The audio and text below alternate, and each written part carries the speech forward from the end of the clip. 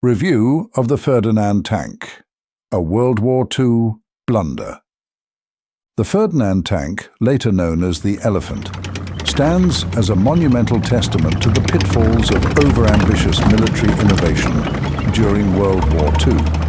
Ostensibly a formidable weapon, the Ferdinand's operational history and design flaws reveal why it is widely regarded as one of the worst tanks of the war. Expectations and initial concept.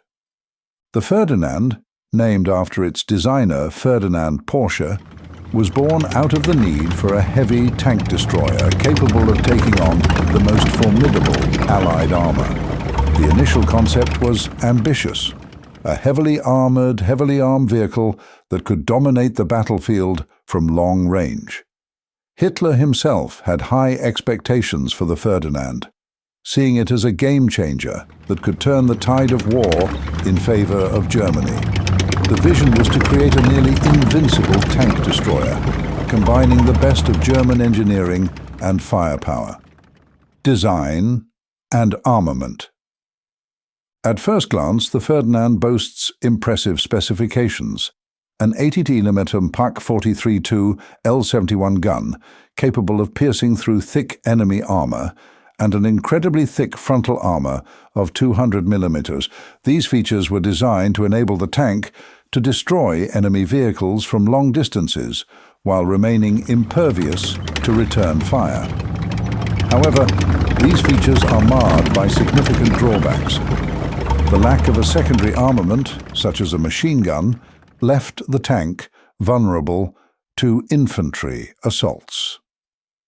The Ferdinand was essentially a lumbering fortress with a single sharp spear, but no shield against close-range threats.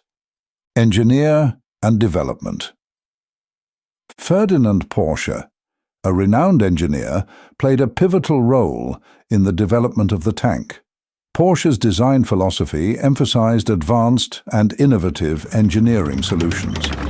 The Ferdinand was built on the chassis of Porsche's unsuccessful Tiger Wise prototype, which utilized a complex and novel gas-electric hybrid drive system.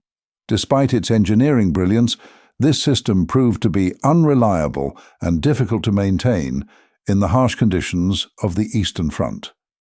Mobility and reliability.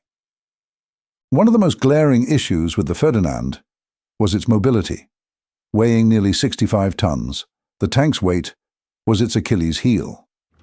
The Ferdinand struggled with rough terrains and was prone to mechanical breakdowns. Its Maybach HL 120 TRM engine, while powerful on paper, was insufficient to handle the tank's massive weight, resulting in frequent overheating and mechanical failures. The tank's slow speed and poor maneuverability rendered it a sitting duck on the battlefield, unable to reposition swiftly or retreat when necessary. Operational performance. The Ferdinand first saw action during the Battle of Kursk in 1943. Despite initial successes in destroying enemy tanks at long range, the Ferdinands quickly fell victim to their own design flaws.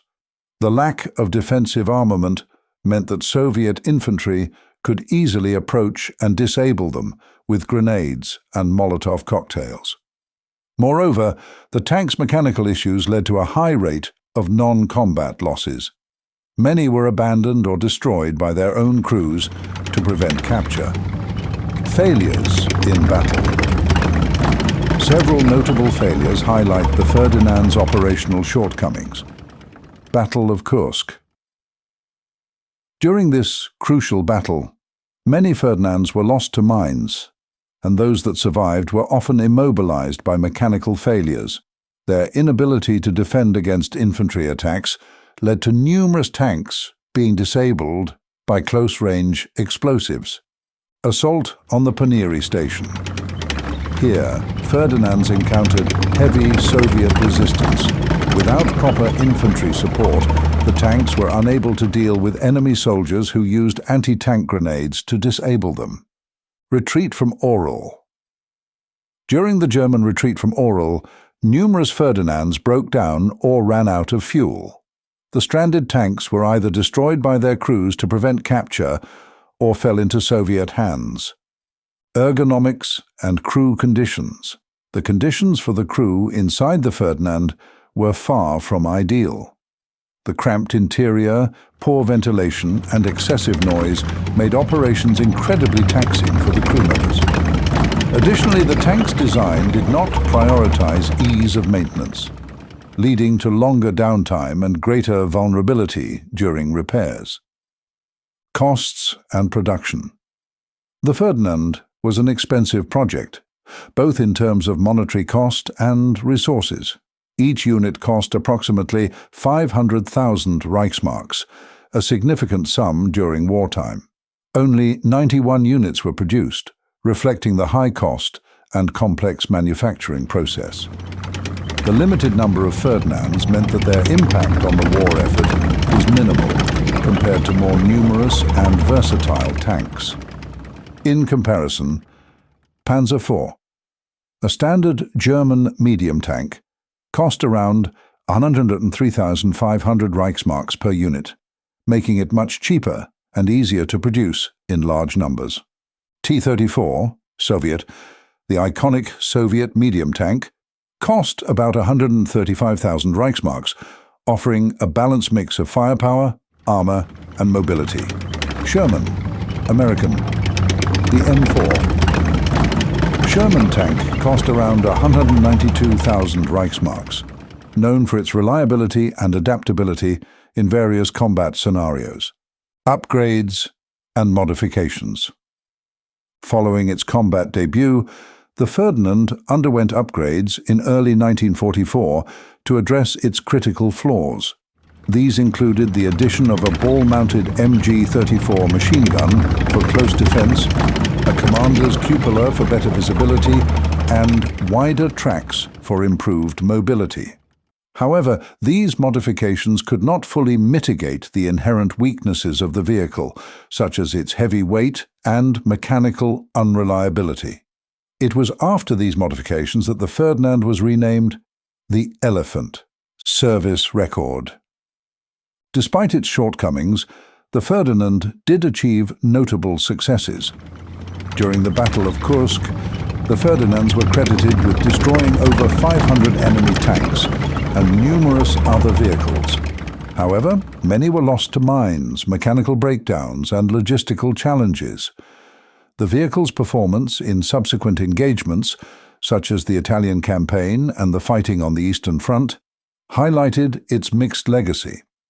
It was effective in static defensive roles, but struggled in more dynamic combat scenarios.